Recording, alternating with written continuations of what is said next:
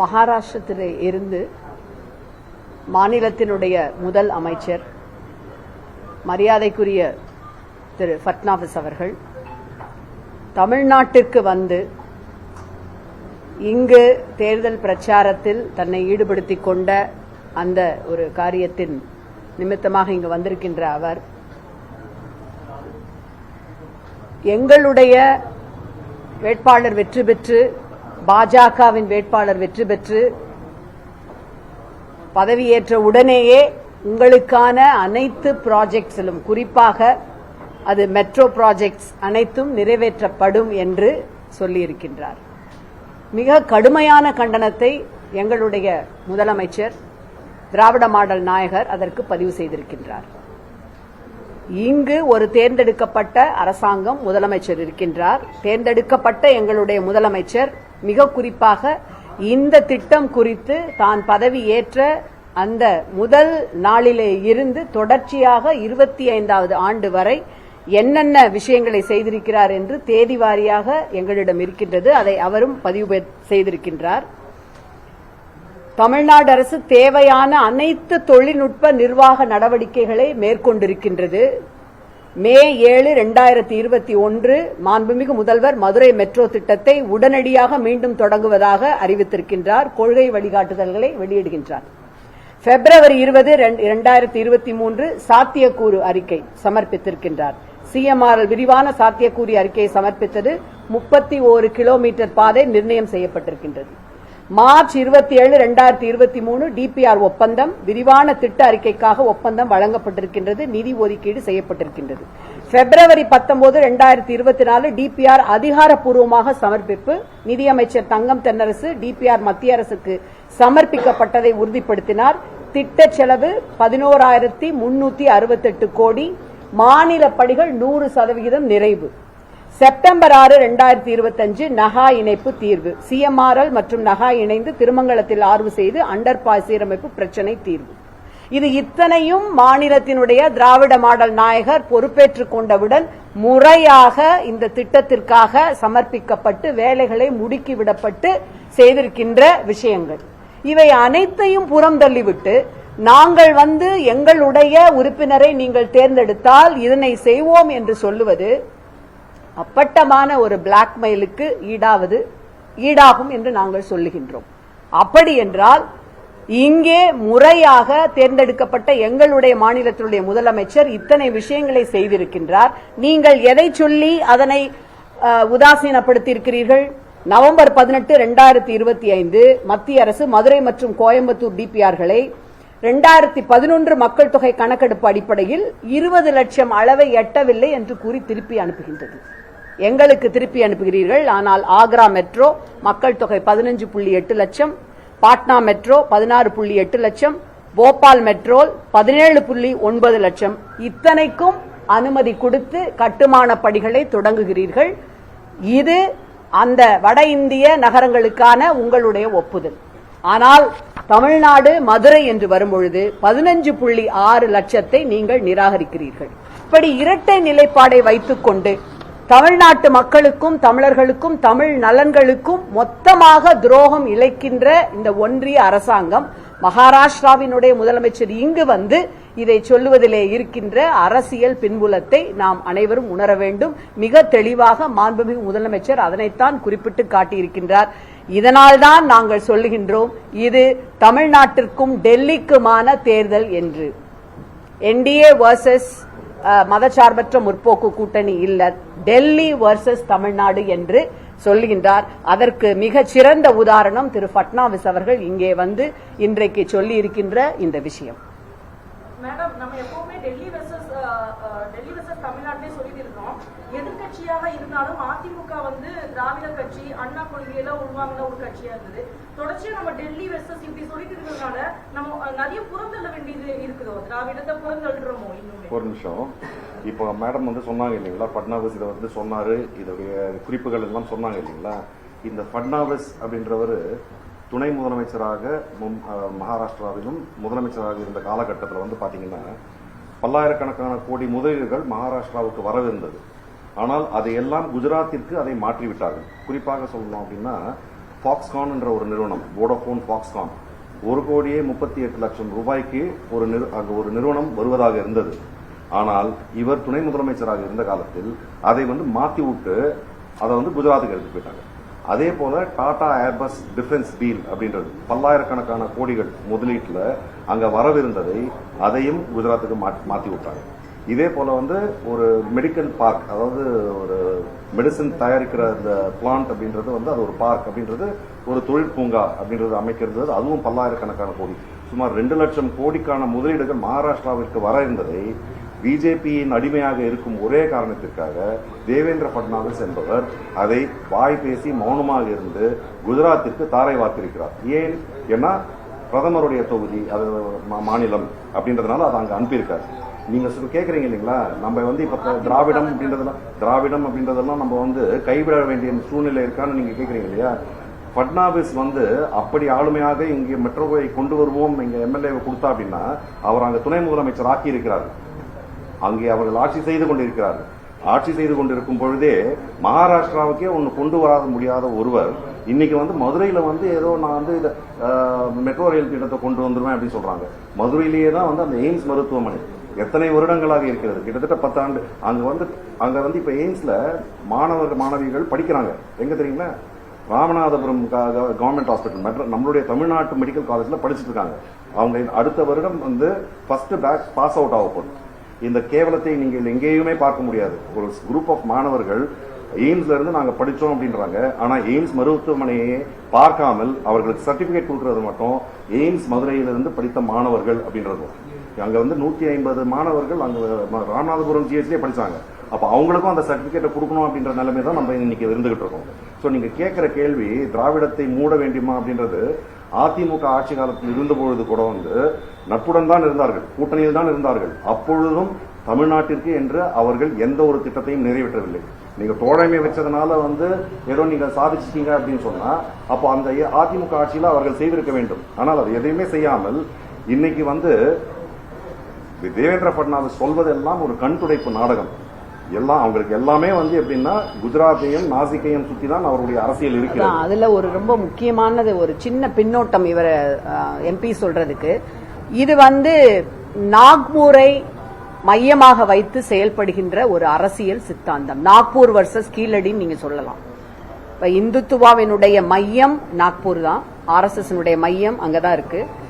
இந்துத்துவ அரசியலுடைய மையம் உருவாகின்ற நாக்பூர், அதிலே முழுக்க முழுக்க சமஸ்கிருதத்தை முன்வைத்து இந்தியா முழுக்க ஒரே நாடு ஒரே மொழி என்று கொண்டு வருகின்ற நம்முடைய பண்பாட்டை மறுதளிக்கின்ற, முக்கியமாக கீழடியை மறுதளிக்கின்ற ஒரு போக்கு அது.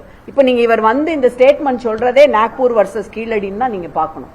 முக்கியமா இப்ப கீழடியில நம்முடைய தமிழருடைய பண்பாடு மிக மிக முக்கியமா இதுகாரும் கண்டுபிடிக்கப்பட்ட அந்த கண்டுபிடிப்புகளில் குறிப்பிட்ட எந்த கடவுள் சிலையோ கடவுள் வழிபாடோ இல்லை என்பது தெள்ள தெளிவாக இருக்கு. அதுவும் 6ஆம் நூற்றாண்டுக்கு முற்பட்ட சங்ககாலம் என்பதை நிறுவி இருக்கின்றது. அதை அவர்கள் ஒத்துக்கொள்வதில்லை. செக்யூலராக மதச்சார்பற்ற ஒரு சமுதாயம் இருந்திருக்கின்றது. அதுதான் தமிழர்களுடைய அந்த பண்பாடு நாகரிகம். இது கீழடி, தமிழ்நாடு, நம்முடைய மாண்புமிகு முதலமைச்சர் முன்வைக்கின்ற அரசியல். இதற்கு எதிராக நாக்பூரிலே இருந்து ஒரு முதலமைச்சர், நம்முடைய எம்பி சொன்னது போல மகாராஷ்டிராவிற்கே ஒன்றும் செய்யாத முதலமைச்சர், மகாராஷ்டிராவின் உரிமைகளையே அடகு வைத்த முதலமைச்சர் தமிழ்நாட்டிற்கு இதை செய்வேன் என்று சொல்வது பாத்தீங்கன்னா இந்த நரட்டிவ் தான், நாக்பூர் வர்சஸ் கீழடி அந்த நரட்டிவ் தான். இதுல அதிமுக இதுவரைக்கும் தமிழர்களுக்கு தமிழ்நாட்டுக்கு துரோகம் செய்தது. நீட் தேர்வுக்கு எதிராக ஒன்னும் சொல்லல, வாய முடியாச்சு. உதயமின் திட்டத்துல கையெழுத்து போட்டாச்சு. ஒன்றிய அரசாங்கம் கொண்டு வந்த மைனாரிட்டிஸ்க்கு எதிரான அத்தனை சட்டங்கள், விவசாய சட்டத்திலே இருந்து CAA, NRC முதலிய அத்தனை சட்டங்களுக்கும் துணை நின்றாகிவிட்டது. எல்லாவற்றையும் காவு வைத்து விட்டு தமிழர்களுக்காக ஒரு துரும்பை கூட தூக்கி போடாத அந்த அணி தமிழர்கள், தமிழர் நலன், தமிழன் உரிமை என்று சொல்லுகின்ற மாண்புமிகு முதலமைச்சர் முன்னெடுக்கின்ற நம்முடைய அணி. இதுதான் இன்றைக்கு இருக்கின்ற தேர்தல் களம். இன்னொரு விஷயம் சொல்லிடுறேன். அதிமுக ஆட்சியில் இருந்த பொழுது உங்களுக்கு எல்லாம் நினைவு இருக்கும், பன்வாரிலால் புரோஹித் அப்படின்னு சொல்லிட்டு ஒரு கவர்னர் இருந்தார். அவர் அவருக்கு இல்லாத உரிமையாக தமிழ்நாடு முழுவதும் நான் போய் ஆய்வு செய்ய போகிறேன் அப்படின்றத சொன்னார். அப்ப அதுக்கு எதிர்த்து குரல் கொடுத்தது யார்? உங்களுக்கு தெரியுமா? ஞாபகம் இருக்கா யாருக்காவது? திராவிட முன்னேற்ற கழகம் கவர்னர் மாளிகையை விட்டு வெளியே வர முடியாத அளவுக்கு ஒரு நெருக்கடியை கொடுத்து அவர் வெளியே வராத அளவுக்கு செய்தார்கள். அப்ப நாங்கள் ஆட்சியில் இல்லை, எங்கள் தலைவர் ஆட்சியில் இல்லை. அதிமுக ஆட்சியில் இருந்த பொழுது கூட மாநில சுயாட்சிக்காகவும் எங்களுடைய உரிமைக்காகவும் அதிமுக தானே அசிங்கப்பட்டுக்கிட்டு போகட்டும்னு விடாம தமிழ்நாடு தான் எங்களுக்கு பிரதானம், தமிழ்நாட்டின் உரிமைகள் பிரதானம், எதிர்கட்சி ஆண்டாலும் பரவாயில்லை, எங்களுடைய உரிமைகளை, தமிழர்களின் உரிமைகளை நாங்கள் மீட்டெடுப்போம்னு சொல்லி ஒரு பெரிய ஆர்ப்பாட்டத்தை செய்து எங்களில் பலர் கைது செய்யப்பட்டோம். அதை போன்று இருந்து நாங்கள் காப்பாற்றியவர்கள். இன்னைக்கு திராவிடம் தேவையில்லை என்று யாராவது சொல்கிறார்கள் என்றால் அவர்களை விட பெரிய முட்டாள்கள் யாரும் இருக்க முடியாது.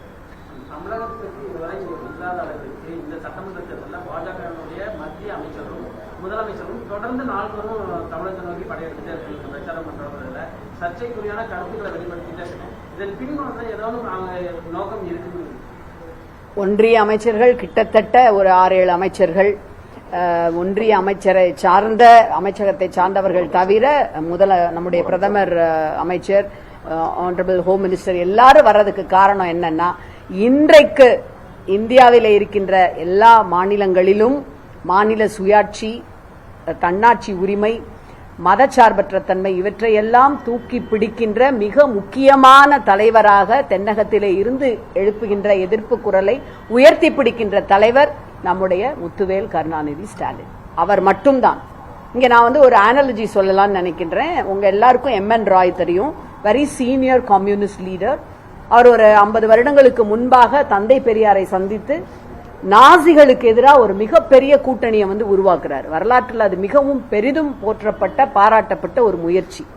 அவருக்கு எதிராக லெனினோட மிக அத்தியந்த தோழரா இருந்தவர். அவருக்கு நிகராக இன்றைக்கு கிட்டத்தட்ட ஒரு 10 ஆண்டுகளுக்கு மேலாக வலிமையாக பாஜகவை எதிர்க்கின்ற ஒரு கூட்டணியை உருவாக்குவதற்கு பெரும்பங்கு, பிரதானமான பங்கு வகித்து அந்த அளவிற்கு அதை கொண்டு சென்றிருப்பவர் நம்முடைய மாண்புமிகு முதலமைச்சர். நம்முடைய முதலமைச்சரை பார்த்து அவர்கள் பயப்படுகிறார்கள், தமிழ்நாட்டை பார்த்து பயப்படுகிறார்கள். தலை வணங்காமல் நம்முடைய உரிமைகளுக்காக போராடுகின்ற மாநிலம் இந்த மாநிலம். இதை ஒருபொழுதும் டெல்லிக்கு நாம் அடிபணிய வைக்க முடியாது என்பதால் தான் அங்கே இருந்து அத்தனை பேரும் இங்கே மையம் கொண்டிருக்கிறார்கள். பாஜகவோட தலைவர் திமுக கூட்டணியில் அடுத்த கட்சியா இருக்குது காங்கிரஸ். காங்கிரஸ் தேசிய தலைவர் தமிழ்நாட்டுக்கு வராமலே இருக்காங்க. இது உங்களுக்கு பாஜகவிலிருந்து பெரிய தலைவர்கள் மோடி, பிரதமர் உட்பட உள்துறை அமைச்சர்லாம் வரும்போது மற்ற காங்கிரஸ் தலைவர்களுக்கு ஒரு தமிழ்நாட்டை பத்தி ஒரு எஃபெக்டிவா இந்த எலெக்ஷனை எதிர்கொள்ள நினைக்கிறீங்களா? நீங்க சொல்லுங்க. அதாவது நீங்க சென்ற முறை சட்டமன்ற தேர்தல் நடந்தது. அப்ப அதிமுகல ஜெயக்குமார்னு ஒருத்தர் இருப்பார், தெரியுங்களா உங்களுக்கு? அவர் எந்த தொகுதின்னு தெரியுங்களா? சட்டமன்ற தொகுதி ராயபுரம். அவர் என்ன சொன்னாரு? முதலமைச்சரை தைரியம் இருந்தா இங்க ராயபுரம்ல போட்டி போடுங்க அப்படின்னு சொல்லி சொன்னாரு. ஆனா எங்க முதலமைச்சர் என்ன பண்ணாரு? எங்களுடைய கட்சியின் ஒரு சாதாரண தொண்டராக இருந்த ஒரு ஐட்ரீன்ஸ் மூர்த்தி அப்படின்றவரை வச்சுட்டு 28,000 வாக்குகள் வித்தியாசத்தில் சிட்டிங் மினிஸ்டர் 28,000 வாக்குகள் வித்தியாசத்தில் தோற்கிறார். தோற்ற பிறகு அவர் இது தோத்ததுக்கு திமுக சக்தியானது இல்லை, நாங்க பாஜகவோட கூட்டணி வச்சோம், அதனாலதான் நான் தோத்தேன் அப்படின்னு சொன்னார். நீங்க எல்லாம் கேட்டீங்கல்ல? அதே போல லெப்ட் ஹேண்ட்ல நாங்க டீல் பண்ற மாதிரி எங்களுக்கு இந்த தேர்தலுக்கு தேசிய தலைமை எதுவுமே தேவையில்லை. இது சட்டமன்ற தேர்தல். இதற்கு டெல்லியிலிருந்து யாரும் வர தேவையில்லை. இதை நாங்களே சரி செய்து கொள்வோம் அப்படின்றதுக்காக தான் நாங்க அதை பெரும் எதிர்பார்க்கவில்லை. அவங்க வராம இருந்தாலே கூட நாங்கள் 200 தொகுதிகளுக்கு மேல் கண்டிப்பாக வெற்றி பெறுவோம் என்ற நிலைமையில அவர்களுக்கு இன்னும் 4 சட்டமன்ற தேர்தல்கள் நடக்கிறது. நீங்க அங்க பாத்துக்கோங்க, நாங்க இங்க பாத்துக்கிறோம் அப்படின்னு சொல்லிதான் நாங்க இதை மேனேஜ் பண்ணிக்கிட்டு இருக்கோம். இன்னைக்கு பிரதமரும் இத்தனை பேரும் வர்றாங்க. ஏன் வர்றாங்க அப்படின்னா, அவங்களுக்கு புரியுற பாஷையில நான் சொல்லணும் அப்படின்னா, ராமாயணம்னு ஒரு அருமையான கதை இருக்கு, தெரியுங்களா? அந்த ராமாயணத்துல ஒரு அஸ்வமேத யாகம் அப்படின்ட்டு ஒன்று இருக்கும்.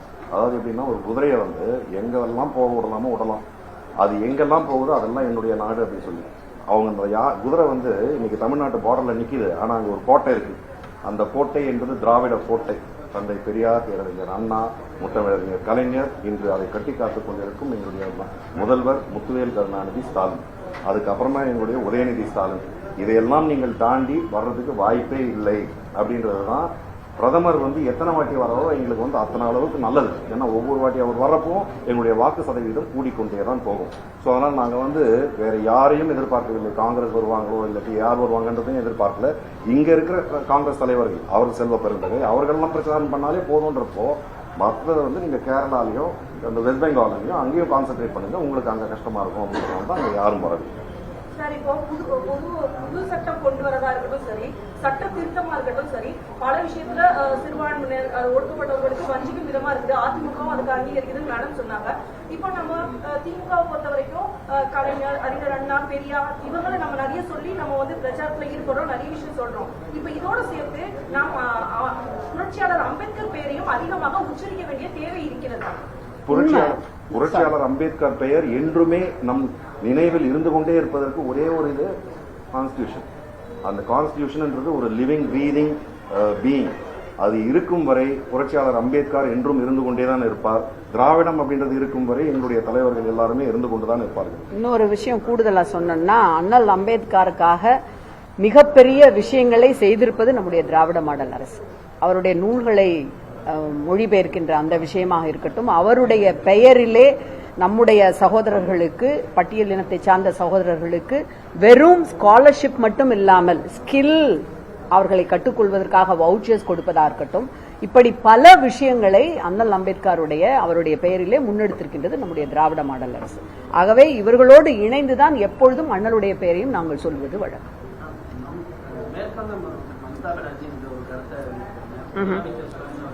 பாஜகவோடு ரகசிய உறவை இருக்கிறாருன்னா ஆளுநர் அங்கத்த ஆளுநரை மேற்கு வங்கத்தினுடைய திறமையான அதிகாரிகளை தமிழ்நாட்டுக்கு மாத்திக்கிட்டாங்க அப்படிங்கிற மாதிரி ஒரு குற்றச்சாட்டு. 2004 இருந்து கிட்டத்தட்ட இன்னைக்கு 20 வருடங்களுக்கு மேலாக தொடர்ச்சியாக பாசிச பாஜகவை வலிமையுடன் காத்திரமாக சமரசமின்றி எதிர்க்கின்ற ஒரே கட்சி இயக்கம் நம்முடைய திராவிட முன்னேற்ற கழகம். இது எல்லாருக்கும் ரொம்ப நல்லா தெரியும். இல்ல எந்த விதமான சமரசம், காம்ப்ரமைஸ் கிடையாது. இதற்கு கொடுத்திருக்கின்ற விலை அதிகம். எந்த திட்டங்களும் இப்ப நீங்க சொல்ல போனீங்க அப்படின்னா, இந்த மெட்ரோ திட்டத்துல இருந்து நமக்கு வர வேண்டிய பேரிடர் நிதி வரல, சமக்ர சிக்ஷா அபியான் திட்டத்திற்கான நிதி உதவி வரல, ஜல்ஜீவன் திட்டத்திற்கான நிதி உதவி வரல, குடிநீர் இணைப்பு திட்டத்திற்காக வரல, இப்படி நான் அடுக்கிக்கிட்டே போகலாம். எல்லா இடத்திலையும் நீட் தேர்வுக்கு விலக்கு வரல. தமிழ்நாட்டிற்காக இருந்தாலும் பொருளாதாரத்திலே நாங்கள் தன்னிறைவு பெற வேண்டும் என்று உற்பத்தி திறனை பெருக்கி இந்தியாவிற்கு வருவாயை ஈட்டி தருவதிலே முதலிடம் வகிப்பது தமிழ்நாடு தான். இப்படி இத்தனை சிக்கல்களையும் தடைகளையும் ஏற்படுத்தினாலும் பாஜக எதிர்ப்பு என்பதில் சமரசம் இல்லாமல் செயல்பட்டுக் கொண்டிருக்கின்ற கட்சி திராவிட முன்னேற்ற கழகம். இந்த தலைவர் எங்களுடைய மாண்புமிகு முதலமைச்சர். ஆகவே சமரசம் செஞ்சுக்கிட்டாரு, இல்ல திரைமறைவில் அந்த மாதிரியான கருத்துகளுக்கே இங்கே இடமில்லை. மிக வலிமையாக காத்திரமாக பாஜகவை திராவிட முன்னேற்ற கழகம், அதனுடைய தலைவர் முத்துவேல் கருணாநிதி ஸ்டாலின் எதிர்ப்பார்.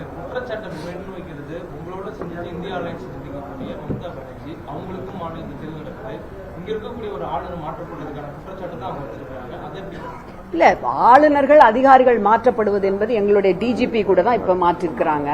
நிறைய அதிகாரிகள் நீங்க பாத்திருப்பீங்க, IPS.